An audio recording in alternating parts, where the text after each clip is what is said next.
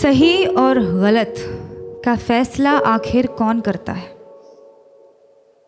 मेरी कमीज़ का रंग किसी के लिए सही होगा तो मेरा पहनावा किसी के लिए गलत, किसी के लिए मेरी चमड़ी सांवली होगी तो किसी के लिए मेरा मुंह काला। ये सही और गलत के बीच में क्या है, जो ना ही सही है और ना ही गलत, और सही नहीं है तो क्यों नहीं है, और गलत है तो सही क्यों लगता है? ये सही और गलत का फैसला आखिर कौन करता है? किसी को ख्यालों में बसाना सही है क्या, अगर बाहों में कोई और हो? और जो बाहों में है वो सही नहीं तो जो ख्यालों में है वो गलत कैसे? अगर आपका दिल किसी को बार बार पुकारे जिसे पुकारना नापाक हो, तो क्या ये गलत होगा कि वो सामने आ जाए तो उसे अनदेखा करना नागवार हो? और वो सामने है तो क्यों है? क्या उसे पल भर के लिए देख लेना भी सही नहीं? और गलत है तो सही क्या है? ये सही और गलत का फैसला आखिर कौन करता है? अगर चोरी करने की सज़ा मिलती है तो दिल दुखाने की सज़ा भी तो मिलनी चाहिए। अगर अदालतों में घर तोड़ने की सुनवाई की जाती है तो घर तबाह करने की सज़ा भी तो मिलनी चाहिए।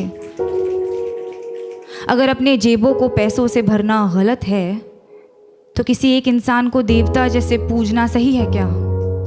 अगर सियासत के नाम पर जंग करवाना सही है तो देश बेचने वालों को गलत कहना गलत क्यों?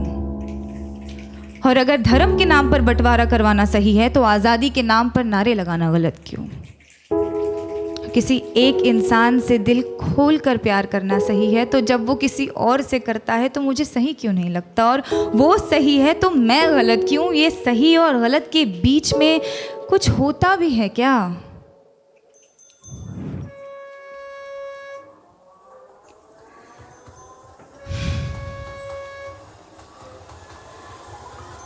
जब रात की लोकल धीमे कदमों से अंधेरी स्टेशन पर आती हैं तो सारी औरतें उस पर लपक जाती हैं।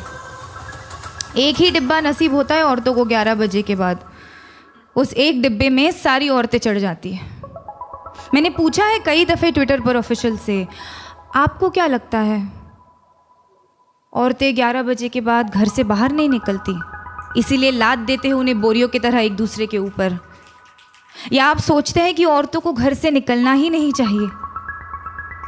जवाब के नाम पर आई कुछ रीट्वीट्स, कुछ भारी भरकम मिसोजिनी और एक लंबी सी चुप्पी।